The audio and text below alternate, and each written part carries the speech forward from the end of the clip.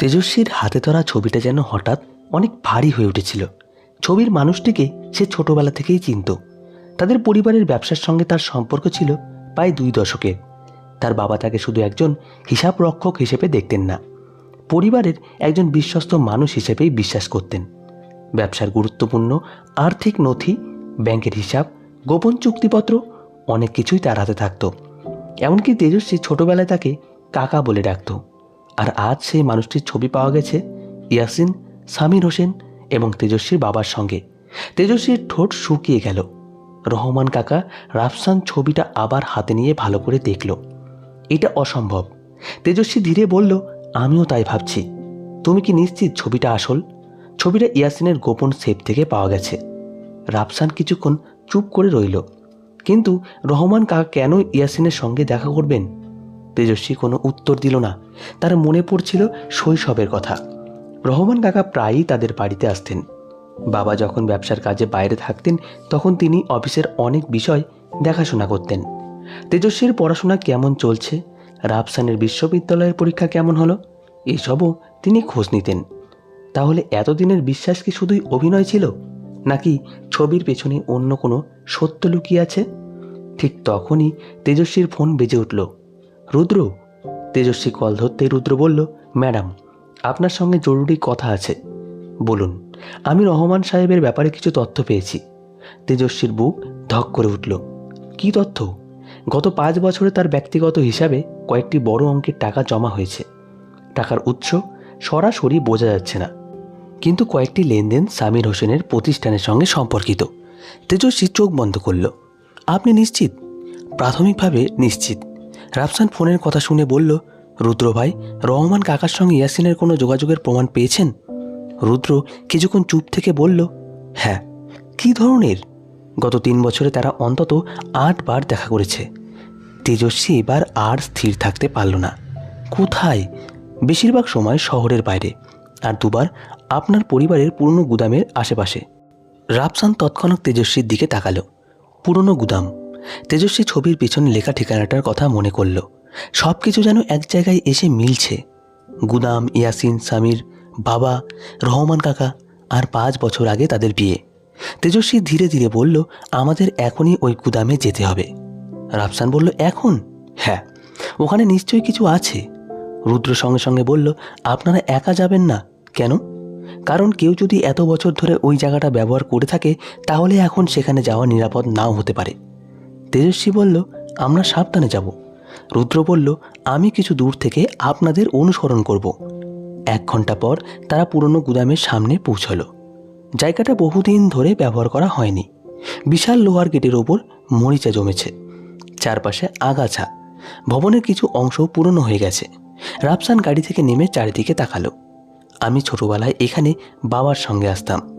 তেজস্বী বলল, আমিও, কিন্তু বাবা কখনো বলেননি এখানে এত গুরুত্বপূর্ণ কিছু রাখা আছে। তারা গেট খুলে ভেতরে ঢুকলো। গুদামের ভেতরে ধুলোর গন্ধ, পুরনো কাঠের বাক্স, ভাঙা তাক, কিছু অচল যন্ত্রপাতি। তেজস্বী ছবিটা বের করে চারপাশের সঙ্গে মিলিয়ে দেখতে লাগলো। ছবির পেছনে থাকা দেওয়ালের অংশের সঙ্গে বর্তমান দেওয়াল মিলিয়ে সে বলল, এই জায়গাটাই। রাফসান বলল, ছবিটা এখানে তোলা হয়েছিল মনে হচ্ছে। তারা দেওয়ালের কাছে গেল। তেজস্বী ছবির একটা অংশ দেখিয়ে বলল, এই দেওয়ালে একটা লোহার আলমারি ছিল। রাফসান চারপাশ তাকালো। এখন নেই। তেজস্বী নিচের দিকে তাকালো। মেঝেতে কিছু পুরনো দাগ। রাফসান হাঁটু গেড়ে বসে মেঝে পরীক্ষা করল। এখানে কিছু একটা টেনে সরানো হয়েছিল। তারা দুজন মিলে পাশের কাঠের বাক্সগুলো সরাতে শুরু করলো। কিছুক্ষণ পর দেওয়ালের নিচে একটি ছোট লোহার দরজা দেখা গেল। তেজস্বীর বুক ধক করে উঠল। এটা আগে কখনো দেখিনি।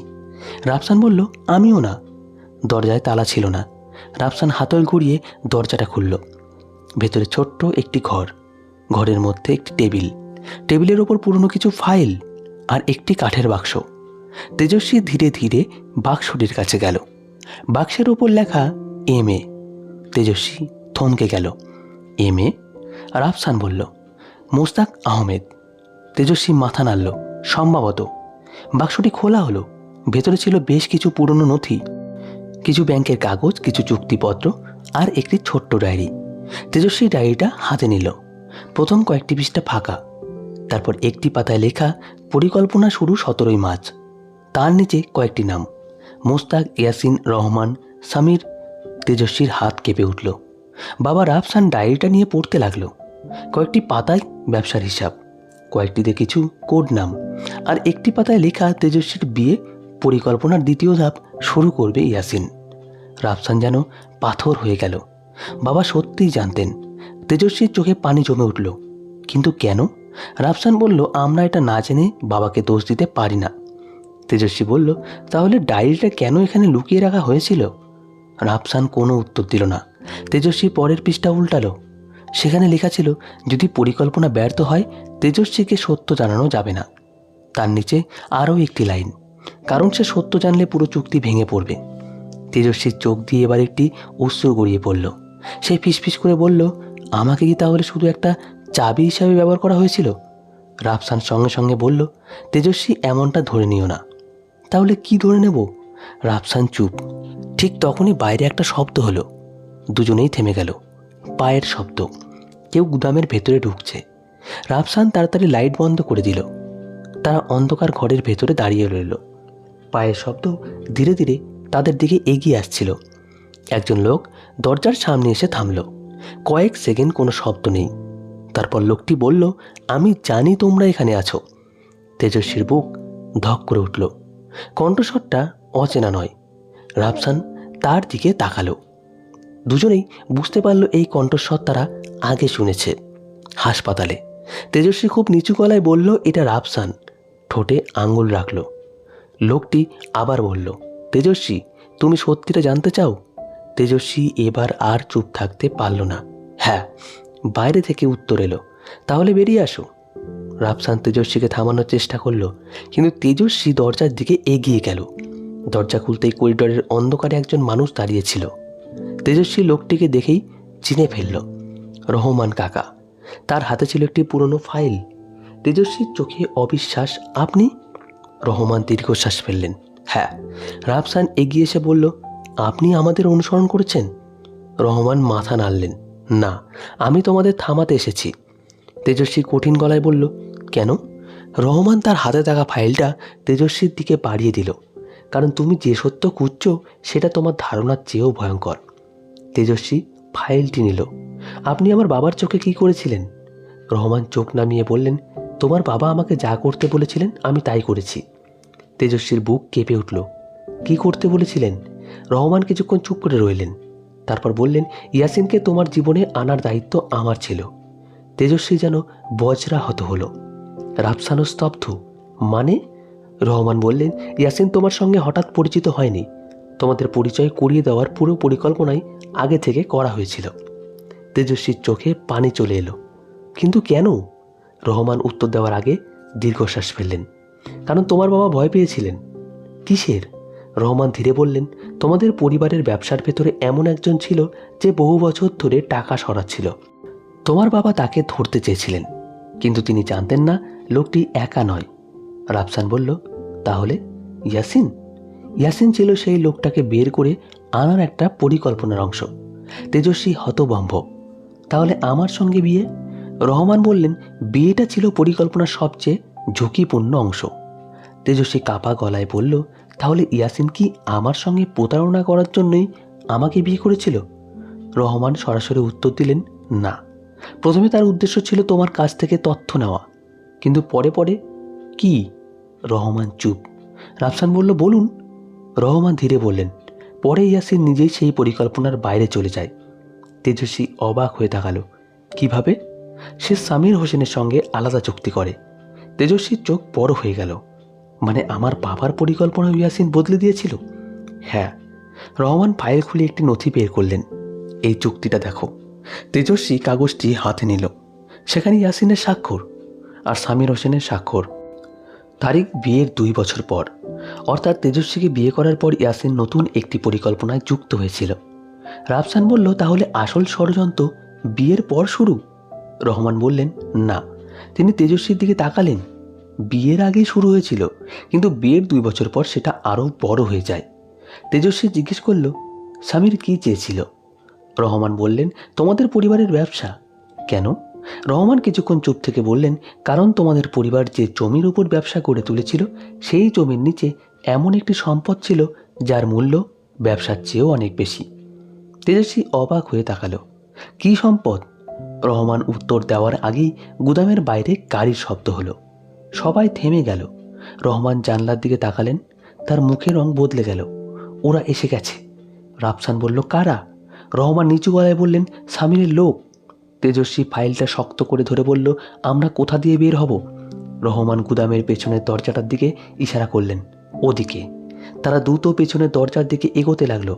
কিন্তু দরজার কাছে পৌঁছানোর আগেই বাইরে থেকে ধাতব শব্দ হলো। কেউ দরজা আটকে দিয়েছে। রাফসান জোরে ধাক্কা দিল। দরজা খুলল না। তেজস্বী চারিদিকে তাকালো। আমরা কি আটকে গেছি? রহমান বললেন, আরেকটা পথ আছে। তিনি মেঝের একটি অংশ সরিয়ে একটি সরু পথ দেখালেন। তেজস্বী বিস্মিত। এটা কি? পুরনো গোপন পথ। আপনি জানতেন? তোমার বাবা আমাকে এটা দেখিয়েছিলেন। তারা একে একে নিচে নামতে শুরু করলো। পেছন থেকে গুদামের দরজা ভাঙার শব্দ শোনা যাচ্ছিল। তেজস্বীর হাতে তখনও সেই ফাইল, কিন্তু সে জানতো না ফাইলটির শেষ পাতায় এমন একটি নাম লেখা আছে যেটা দেখলে সে নিজের বাবার ওপরও আর আগের মতো বিশ্বাস করতে পারবে না। আর সেই নামটি হলো রাফসান।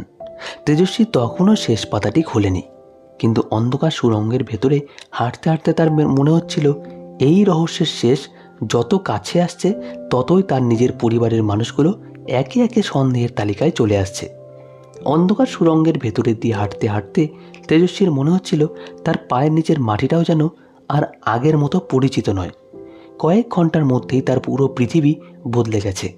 যে স্বামীকে সে 5 বছর নিজের জীবনে সবচেয়ে কাছের মানুষ মনে করেছিল, সে তাকে পরিকল্পনা করে বিয়ে করেছিল।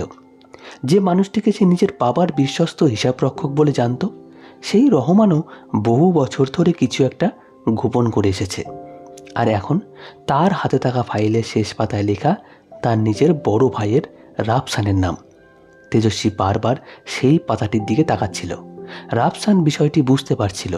সে ধীরে বলল, তেজস্বী, তুমি আমার দিকে এভাবে তাকাচ্ছ কেন? তেজস্বী সঙ্গে সঙ্গে কোনো উত্তর দিল না। সুড়ঙ্গের অন্ধকারে তাদের পায়ের শব্দ প্রতিধ্বনিত হচ্ছিল। কিছুক্ষণ পর তেজস্বী ফাইলটা বন্ধ করে ফেলল। কিছু না। রাফসান থেমে গেল। না, কিছু একটা হয়েছে। ভাইয়া, এখন না, এখনই বলো। তেজস্বী তার দিকে তাকালো। ফাইলের শেষ পাতায় তোমার নাম আছে। রাফসান কয়েক মুহূর্ত স্থির হয়ে, আমার নাম? তেজস্বী মাথা নাড়ল। রাফসানের মুখের ভাব বদলে গেল। কি লেখা আছে? আমি এখনো পুরোটা পড়িনি। তাহলে দেখাও। তেজস্বী ফাইলটা খুলে শেষ পাতায় বের করল। রাফসান টর্চের আলোয় কাগজটা পড়তে শুরু করলো। সেখানে লেখা ছিল R05। দ্বিতীয় পর্যায়ের দায়িত্ব রাফসানের মাধ্যমে সম্পন্ন করতে হবে। রাফসান কয়েক সেকেন্ড কিছুই বলতে পারল না। তারপর ধীরে বলল, আমি এটা আগে কখনো দেখিনি। তেজস্বী বলল, আমি জানি। তুমি কি আমাকে সন্দেহ করছো? তেজস্বী সঙ্গে সঙ্গে বলল, না। রাফসান অবাক হয়ে তাকালো। এত প্রমাণের পরও? তেজস্বী দীর্ঘশ্বাস ফেলল। কারণ তুমি যদি সত্যি এই পরিকল্পনার অংশ হতে, তাহলে আমাকে এখানে নিয়ে এসে নিজের হাতে এসব প্রমাণ দেখতে হতো না। রাফসানের চোখ ভিজে উঠল। তুমি আমার ওপরও এখন বিশ্বাস করো? তেজস্বী ধীরে বলল, তুমি আমার ভাই, কিন্তু এই মুহূর্তে আমি কাউকেই পুরোপুরি বিশ্বাস করতে পারছি না। রহমান এতক্ষণ নীরবে তাদের কথা শুনছিলেন। হঠাৎ তিনি বললেন, রাফসান নির্দোষ। দুজনেই তার দিকে তাকালো। রাফসান বলল, আপনি কিভাবে নিশ্চিত? রহমান উত্তর দিলেন, কারণ R05 আসলে কোনো ব্যক্তির কোড ছিল না। তেজস্বী অবাক হয়ে বলল, তাহলে? রহমান বললেন, R05 ছিল একটি প্রকল্পের নাম। পরে সেটাতে নথিতে রাফসানের নাম ব্যবহার করা হয়েছিল। রাফসান ভুরু কুঁচকে বলল, কেন? রহমান কয়েক মুহূর্ত চুপ করে থেকে বললেন, কারণ তোমাদের বাবা চেয়েছিলেন রাফসান যেন কোম্পানির ভিতরের আর্থিক অনিয়মের তদন্ত করে। তেজস্বী বিস্মিত। তাহলে বাবা ভাইয়াকে গোপন তদন্ত করতে দিয়েছিলেন? হ্যাঁ। রাফসান বলল, কিন্তু বাবা আমাকে কখনো কিছু বলেননি, বলতে পারেননি। কেন? রহমান এবার এমন একটা কথা বললেন যা শুনে তেজস্বী ও রাফসান দুজনেই স্তব্ধ হয়ে গেল। কারণ তোমাদের বাবা তখন কাউকেই পুরোপুরি বিশ্বাস করতেন না। সুড়ঙ্গের শেষ প্রান্তে পৌঁছানোর পর তারা একটি পুরনো পরিত্যক্ত ঘরে বেরিয়ে এলো। রুদ্র সেখানে আগে থেকেই অপেক্ষা করছিল। তাদের দেখতে পেয়ে সে দ্রুত এগিয়ে এলো। আপনারা ঠিক আছেন? রাফসান বলল, কষ্ট করে বেঁচে ফিরেছি। রুদ্র রহমানের দিকে তাকালো। আপনি? রহমান নিচু গলায় বললেন, আমার আর লুকানোর কিছু নেই। রুদ্র কিছু না বলে মাথা নাড়ল। তেজস্বী গাড়িতে ওঠার আগে বলল, রুদ্র, আমাদের এখন সবচেয়ে গুরুত্বপূর্ণ একটা কাজ করতে হবে। কি? বাবার পুরনো সব ব্যবসায়িক নথি খুঁজে বের করতে হবে। রুদ্র বলল, কেন? তেজস্বী ফাইলটা দেখিয়ে বলল, কারণ আমরা এতক্ষণ ইয়াসিনকে কেন্দ্র করে সত্য খুঁজছিলাম, কিন্তু এখন বুঝতে পারছি পুরো ঘটনাটা ইয়াসিনের জীবনে আসার অনেক আগেই শুরু হয়েছিল। রুদ্র বলল, আপনার বাবার মৃত্যুর সময়কার নথিও দেখতে হবে। তেজস্বী থেমে গেল। বাবার মৃত্যুর নথি? রুদ্র মাথা নাড়ল। আপনার বাবা মারা যাওয়ার ঘটনাকে সবাই স্বাভাবিক বলেছিল, কিন্তু গত কয়েক ঘন্টায় যে তথ্য পেয়েছি তাতে কিছু বিষয় আবার যাচাই করা দরকার। তেজস্বীর বুক কেঁপে উঠল। আপনি কি বলতে চাইছেন? রুদ্র সরাসরি উত্তর দিল, না, আগে নথিগুলো দেখি। সকালের আলো ফুটতে শুরু করেছে। তেজস্বী, রাফসান ও রুদ্র তাদের পুরনো বাড়ির স্টাডিতে বসেছিল। রহমানও সেখানে ছিলেন। টেবিলের ওপর ছড়িয়ে ছিল বহু বছরের পুরনো নথি, ব্যাংক স্টেটমেন্ট, ব্যবসায়িক চুক্তি, জমির কাগজ, পুরনো চিঠি আর আবার ব্যক্তিগত ডায়েরি। তেজস্বী ডায়েরির পাতা উল্টাতে উল্টাতে হঠাৎ থেমে গেল। একটি পাতায় লেখা, ইয়াসিনকে বিশ্বাস করা যাবে না। তেজস্বীকে বুক ধক করে উঠল। তারিখটা ছিল ইয়াসিনের সঙ্গে তার বিয়ের প্রায় 3 মাস আগে। রাফসানও লেখা দেখে এগিয়ে এলো। বাবা তো ইয়াসিনকে আগে থেকেই সন্দেহ করতেন। রহমান মাথা নিচু করে রইলেন। তেজস্বী তার দিকে তাকালো। আপনি জানতেন? রহমান ধীরে বললেন, হ্যাঁ। তাহলে আমাকে বলেননি কেন? তোমার বাবা আমাকে নিষেধ করেছিলেন। তেজস্বীর চোখে রাগ জ্বলে উঠল। আমার নিজের জীবন নিয়ে সিদ্ধান্ত নেওয়ার অধিকারও কি আমার ছিল না? রহমান মাথা নিচু করলেন।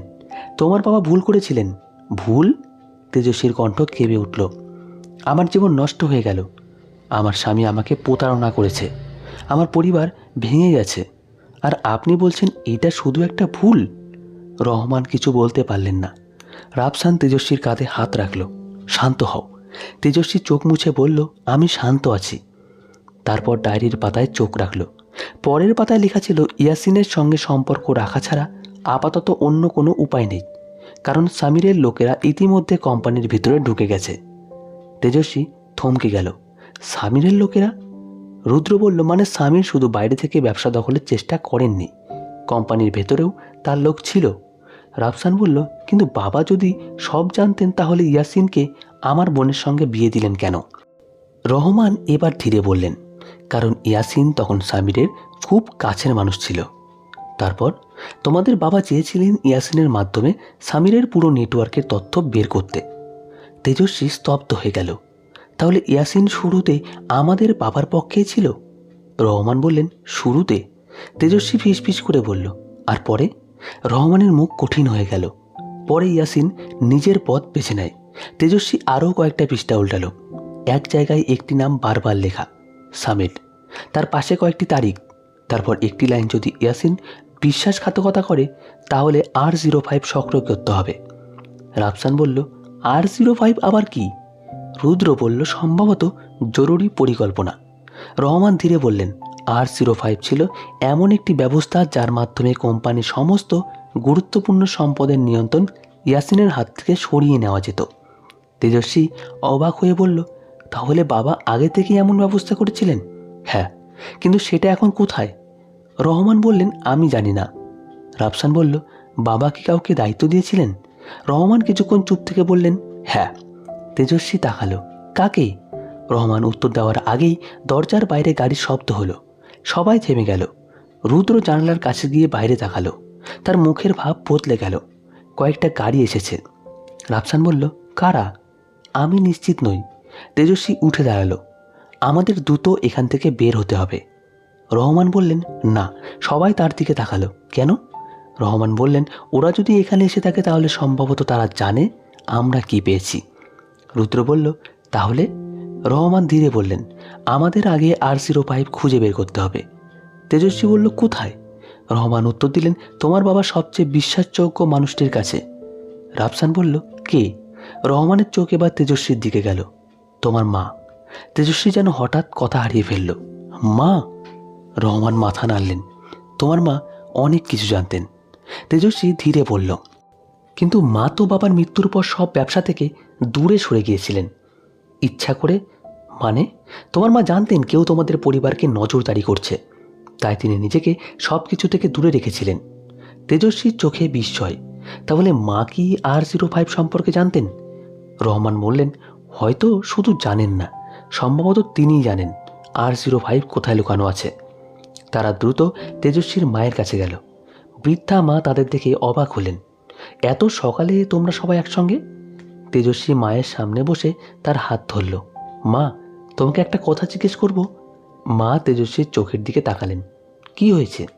তেজস্বী ধীরে বলল, বাবা কি ইয়াসিনকে আগে থেকেই চিনতেন? মায়ের মুখের ভাব মুহূর্তেই বদলে গেল।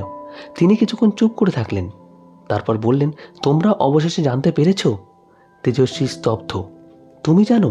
মা চোখ নামিয়ে বললেন, সবটা না, যতটুকু জানো বলো। মা দীর্ঘশ্বাস ফেললেন।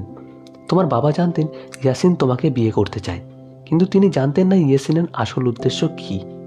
তেজস্বী বলল, কিন্তু বাবা তো ডায়েরিতে লিখেছেন তিনি ইয়াসিনকে সন্দেহ করতেন। মা মাথা নাড়লেন। হ্যাঁ, তাহলে আমাকে বিয়ে করতে দিলেন কেন? মা কিছুক্ষণ চুপ থেকে বললেন, কারণ তোমার বাবা ইয়াসিনকে ব্যবহার করতে চেয়েছিলেন।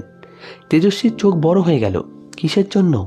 মা উত্তর দিলেন, সামিরের বিরুদ্ধে প্রমাণ সংগ্রহের জন্য। রাফসান বলল, কিন্তু পরে সব কিছু বদলে যায়। মা বললেন, হ্যাঁ, কেন? মা এবার তেজস্বীর দিকে তাকালেন। কারণ তোমার বাবা মারা যাওয়ার কয়েক সপ্তাহ আগে আমাকে একটা কথা বলেছিলেন। তেজস্বী মায়ের হাত শক্ত করে ধরল। কি কথা? মায়ের চোখে পানি চলে এলো। তিনি বলেছিলেন, যদি আমার কিছু হয়, তেজস্বীকে কখনো ইয়াসিনের উপর বিশ্বাস করতে দিও না। ঘরটা নিস্তব্ধ হয়ে গেল। তেজস্বীর বুকের ভেতরটা কেঁপে উঠল। তাহলে বাবার মৃত্যু? মা সঙ্গে সঙ্গে বললেন, না, আমি বলছি না যে তাকে হত্যা করা হয়েছিল। কিন্তু আপনি সন্দেহ করেন? মা উত্তর দিলেন, না। তেজস্বী বুঝে গেল নীরবতায় উত্তর। তারপর মা উঠে গিয়ে একটি পুরনো আলমারি খুললেন। সেখান থেকে একটি ছোট কাঠের বাক্স বের করলেন। বাক্সটির ওপর লেখা ছিল R05। তেজস্বীর চোখ বড় হয়ে গেল। এটা? মা বাক্সটি তার হাতে দিলেন। তোমার বাবা আমাকে বলেছিলেন সময় না আসা পর্যন্ত এরা কাউকে দিতে না। তেজস্বী বাক্স খুলল। ভেতরে ছিল একটা চিঠি, একটা ব্যাংকের নিরাপত্তা নথি, আর একটি ছোট চাবি। চিঠির ওপরে লেখা, আমার মেয়ে তেজস্বীর জন্য। তেজস্বীর হাত কাঁপতে শুরু করলো। সে ধীরে ধীরে চিঠিটা খুলল। প্রথম লাইন পড়েই তার চোখ ভিজে গেল। চিঠিতে লেখা ছিল, তেজস্বী, তুমি যদি এই চিঠি পড়ো তাহলে বুঝবো আমার আশঙ্কা সত্যি হয়েছে। তোমার জীবনে যাকে সবচেয়ে বেশি বিশ্বাস করেছো তার ব্যাপারে সতর্ক থাকো। কিন্তু শুধু ইয়াসিনকে সন্দেহ করলেই হবে না, আসল মানুষটি তোমার একেবারে কাছেই আছে। তেজস্বী চিঠিটা পড়তে পড়তে থেমে গেল। রাফসান বলল, আর কি লেখা আছে? তেজস্বী পরের লাইন পড়ল। তারপর হঠাৎ তার হাত থেকে চিঠিটা পড়ে গেল। রাফসান সেটা তুলে নিল। শেষ লাইনে লেখা, আর যদি কখনো আমার মৃত্যুর সত্য জানতে চাও তাহলে প্রথমে রাফসানকে জিজ্ঞেস করো, সে সেদিন রাতে কোথায় ছিল। রাফসান যেন পাথর হয়ে গেল। তেজস্বী ধীরে ধীরে তার দিকে তাকালো। রাফসানের মুখে বিস্ময়। তার গলা শুকিয়ে গেল। আমি সেদিন রাতে বাবার সঙ্গে ছিলাম না। তেজস্বী কিছু বলল না। রাফসান কাঁপা গলায় বলল, কিন্তু আমি জানি বাবা মারা যাওয়ার আগের রাতে তিনি কার সঙ্গে দেখা করেছিলেন। তেজস্বী এগিয়ে এলো। কার সঙ্গে? রাফসান চোখ বন্ধ করল। তারপর ধীরে বলল, ইয়াসিনের সঙ্গে। ঘরের বাতাস যেন মুহূর্তের মধ্যে ভারী হয়ে উঠল। তেজস্বী বুঝতে পারল তার বাবার মৃত্যু, ইয়াসিনের সঙ্গে তার বিয়ে, সামিরের ব্যবসায়িক ষড়যন্ত্র এবং পরিবারের ভেতরের বিশ্বাসঘাতকতা সবকিছু একই সুতোয় বাঁধা। কিন্তু সবচেয়ে বড় প্রশ্ন এখনও রয়ে গেছে, বাবার মৃত্যুর আগের রাতে ইয়াসিন তার সঙ্গে কী কথা বলেছিল? আর সেই কথোপকথনের সাক্ষী ছিল কে? রাফসান, নাকি এমন কেউ যার কথা তেজস্বী এখনও ভাবতে পারেনি? তেজস্বী জানত না সেই উত্তর খুঁজতে গিয়ে তাকে এবার নিজের স্বামীর অতীতের এমন একটি দরজা খুলতে হবে যার ওপাশে লুকিয়ে আছে ইয়াসিনের আসল পরিচয়। পরবর্তী পর্ব চলবে।